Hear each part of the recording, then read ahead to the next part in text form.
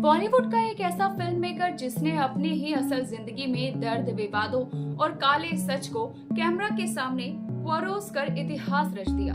एक ऐसा इंसान जिसे बचपन में ही कभी अपने पिता का नाम ही नहीं मिला, जिसने अपनी ही बेटी को लिप किस करके पूरे देश में तहलका मचा दिया और जिसने अपनी सबसे बड़ी नाकामियों और अधूरे प्यार को बॉक्स ऑफिस की सबसे बड़ी हिट फिल्म में बदल दिया। बायोग्राफी सबकी में आप सबका स्वागत है। आज हम उस शख्सियत के बारे में बात करेंगे जिसका नाम विवादों के बिना अधूरा रहता है। आज हम बात करेंगे बॉलीवुड के सबसे बेबाक, बेखौफ और टैलेंटेड डायरेक्टर महेश भट्ट की। महेश भट्ट का जन्म 20 सितंबर 1948 को मुंबई में हुआ। उनकी कहानी किसी फिल्म से कम नहीं है और इसका सबसे बड़ा कारण उनके माता पिता थे। उनके पिता नाना भाई भट्ट एक मशहूर गुजराती ब्राह्मण परिवार से थे और फिल्म मेकर थे। उनकी मां शिरोन मोहम्मद अली एक गुजराती मुस्लिम अभिनेत्री थी। लेकिन महेश भट्ट का बचपन आम बच्चों के जैसा बिल्कुल नहीं था। उनके माता पिता ने कभी शादी नहीं की। नाना भट्ट पहले से ही शादीशुदा थे और उनका अपना एक अलग परिवार था। महेश भट्ट और उनकी मां हमेशा समाज की नजरों में अलग थलग जिंदगी जीते रहे। महेश भट्ट ने कई बार खुले तौर पर स्वीकार भी किया कि उन्हें कभी वैध संतान होने का सुख नहीं मिला। जब वो छोटे थे तो अक्सर स्कूल में लोग उनके पिताजी का नाम पूछते थे और दोस्त उनके बिल्कुल भी पास नहीं आते थे। हमेशा पैसों की तंगी रही। उनके पिता हफ्ते में एक आध बार घर आते और कभी कभी पैसों की मदद करते। महेश उस दरवाजे की तरफ देखते और अपने पिताजी का इंतजार करते। इस अकेलेपन और समाज के तानों ने महेश भट्ट को अंदर ही अंदर तोड़ कर रख दिया था और उनकी हर फिल्म की कहानी में ये दर्द नजर आया। पहला प्यार, शादी और बच्चे। महेश भट्ट जब स्कूल में थे तब उनकी जिंदगी में उनका पहला प्यार आया।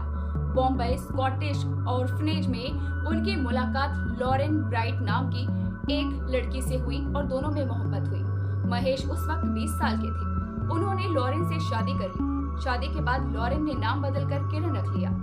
कुछ ही समय बाद महेश और किरण के घर एक बेटी का जन्म हुआ जिसका नाम उन्होंने पूजा रखा।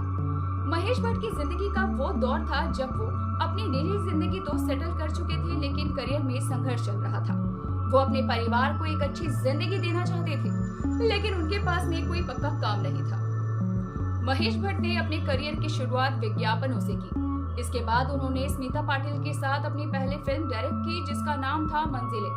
और भी है 1974, लेकिन ये फिल्म सेंसर बोर्ड के लपेटे में आ गई। जब फिल्म रिलीज हुई तो बॉक्स ऑफिस पर बुरी तरह से फ्लॉप हो गई। इसके बाद उन्होंने नया दौर और लहू के दो रंग जैसी फिल्में बनाई। लहू के दो रंग कुछ अवार्ड जरूर जीत पाई, लेकिन महेश भट्ट अभी भी एक सफल डायरेक्टर नहीं थे। पैसों की तंगी, लगातार फ्लॉप होती फिल्में और इंडस्ट्री में अपनी पहचान बनाने की जदोजहद, ये सब महेश भट्ट की पहली शादी पर भारी पड़ने लगा। और इसी तनाव भरे दौर में उनकी जिंदगी में एक ऐसा तूफान आया जिसने सब कुछ तरबतर कर दिया। प्रवीण बॉबी के साथ अफेयर और जिंदगी का सबसे बड़ा भूचाल। 1970 के दशक के अंत में जब महेश भट्ट की शादीशुदा जिंदगी में दरारें थी, तब उनका अफेयर दौर की सबसे बड़ी सुपरस्टार प्रवीण बॉबी से शुरू हो गया। प्रवीण बॉबी उस समय एक टॉप एक्ट्रेस थी और महेश भट्ट एक स्ट्रगलियर डायरेक्टर। ये रिश्ता बॉलीवुड के सबसे चर्चित और विवादित रिश्तों में था। महेश ने प्रवीण के लिए अपनी पत्नी किरण को छोड़ दिया और दोनों साथ में रहने लगे, लेकिन ये प्रेम कहानी जल्दी ही एक खौफनाक सपने में बदल गई। प्रवीण बॉबी को एक बीमारी थी जिसकी वजह से वो बहुत मानसिक बीमार थी। उन्हें लगने लगा कि दुनिया में हर कोई, यहाँ तक कि अमिताभ बच्चन भी उन्हें मारना चाहता है। महेश भट्ट ने प्रवीण का इलाज करवाने की कोशिश की। उन्हें अमेरिका भी लेकर गए, डॉक्टरों से मिले, बाबाओं के पास लेकर गए, लेकिन प्रवीण की हालत बिगड़ती ही चली गई। एक वक्त ऐसा भी आया कि इस रिश्ते ने महेश भट्ट को दिमागी रूप से तोड़कर रख दिया। उन्हें समझ में आ गया कि अगर वो प्रवीण के साथ रहे तो खुद भी पागल हो जाएंगे।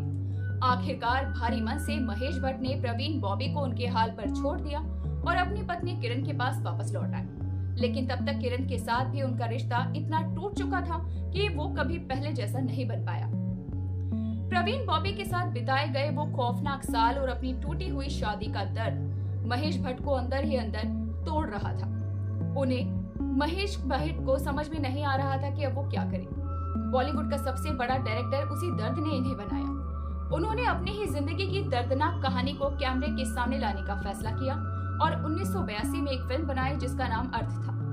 ये फिल्म पूरी तरह से उनकी जिंदगी, प्रवीण बॉबी के अफेयर, इन्हीं सब चीजों के आगे पीछे घूमती रही। स्मिता पाटिल और कुलभूषण खरबंदा इस मूवी में थे। ये मूवी ने बॉक्स ऑफिस पर तहलका मचा दिया और साथ ही महेश भट्ट को नेशनल अवार्ड विनिंग डायरेक्टर भी बना दिया। इसके बाद उन्होंने पीछे मुड़कर नहीं देखा। 1984 में उन्होंने अनुपम खेर के साथ सारांश बनाई, जो कि एक बूढ़े बाप के दर्द की कहानी थी। फिर संजय दत्त के साथ में नाम बनाई और उन्होंने साबित कर दिया कि वो इमोशंस की दुनिया में महारथी हैं। बस फिर क्या था, उन्होंने दूसरी शादी सोनी राजदान से की। सारांश फिल्म के दौरान ही महेश भट्ट की जिंदगी में एक लड़की आई। इससे उन्हें प्यार हो गया। दोनों एक दूसरे से मिलने लगे, लेकिन यहाँ एक बड़ी कानूनी अड़चन थी। महेश भट्ट की पहली पत्नी किरण ने उन्हें तलाक देने से इनकार कर दिया। महेश भट्ट सोनी राजदान से शादी करना चाहते थे, इसलिए बिना किरण को तलाक दिए शादी करने के लिए उन्होंने इस्लाम धर्म को कबूल कर लिया और अपना नाम अशरफ भट्ट रख लिया। 1986 में उन्होंने सोनी राजदान से शादी की। इस शादी से उन्हें 2 बेटियां हुई, शाहीन भट्ट और आलिया भट्ट, जो कि बॉलीवुड की टॉप एक्ट्रेसेस में से एक है। 90 के दशक की बात की जाए तो दोस्तों, 90 के दशक में महेश भट्ट ने आर्ट फिल्मों से हटकर कमर्शियल फिल्मों की दुनिया में कदम रखा। उन्होंने आशिक मूवी बनाई, दिल है कि मानता नहीं, सड़क और क्रिमिनल जैसी ब्लॉकबस्टर फिल्में इंडस्ट्री को दी। उनका पूरा ही म्यूजिक सक्सेस के तौर पर ये मूवी हिट हुई। लेकिन सफलता के साथ साथ महेश भट्ट का नाम हमेशा विवादों से जुड़ा रहा।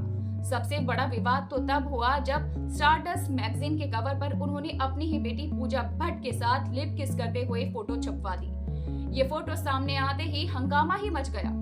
आग में घी डालने का काम तो तब हुआ जब महेश भट्ट ने एक इंटरव्यू में बयान दिया कि अगर पूजा मेरी बेटी ना होती तो मैं उससे शादी कर लेता। इस बयान ने उनकी छवि को एक बहुत बड़ा झटका दिया और वो रातों रात नेशनल विलेन बन गए। डायरेक्टरी से संन्यास और विशेष फिल्म का दौर। 90 के दशक के आखिरी तक आते आते महेश भट्ट एक साथ कई फिल्मों को डायरेक्ट कर रहे थे। चाहत और डुप्लीकेट, ये सारी फिल्में ही फ्लॉप होने लगी। उनके अंदर का अब वो आग जो कि फिल्मी मेकर का था, वो धीरे धीरे दबने लगा। 1999 में कारतूस और अपनी ही मां की जिंदगी पर आधारित फिल्म जख्म बनाने के बाद महेश भट्ट ने डायरेक्शन को छोड़ने का फैसला किया। लेकिन ये उनके करियर का अंत नहीं था। उन्होंने अपने भाई मुकेश भट्ट के साथ में मिलकर प्रोड्यूसर बनने का फैसला किया और एक प्रोडक्शन हाउस भी शुरू किया। उन्होंने बॉलीवुड में हॉरर और एरोटिक थ्रिलर मूवीज बनाना शुरू किया, जैसे राज, जिस्म, मर्डर, गैंगस्टर, जो कि सभी सुपरहिट हुई। इसी के साथ आपको ये बता दे दोस्तों कि महेश भट्ट की जिंदगी खुली किताब की तरह है, जिसके पन्ने कभी बेहद खूबसूरत रहे तो कभी इतने काले कि उन्हें पढ़ना मुश्किल हो गया। उन्होंने कभी भी अपनी जिंदगी के अफेयर्स किसी से नहीं छुपाए, कभी अपनी नाकामियों पर पर्दा नहीं डाला और अपने पिता की सच्चाई भी खुलकर बताई। अपनी हर चीज का उन्होंने खुलकर बयां किया। कैमरा के पीछे बैठकर भी वो फिल्मों के जरिए अपना दर्द बताते रहे। उनके इस बेबाक अंदाज को कभी भुलाया नहीं जा सकता। बायोग्राफी सबके इस वीडियो में अब हम अंत में आपसे यही अनुरोध करेंगे कि आपको ये वीडियो कैसी लगी, हमें कमेंट करके जरूर बताएं। और इसी के साथ में मिलते हैं आपसे अगली वीडियो में एक नई मशहूर शख्सियत की कहानी के साथ। तब तक अपना ध्यान रखिए। Bye bye.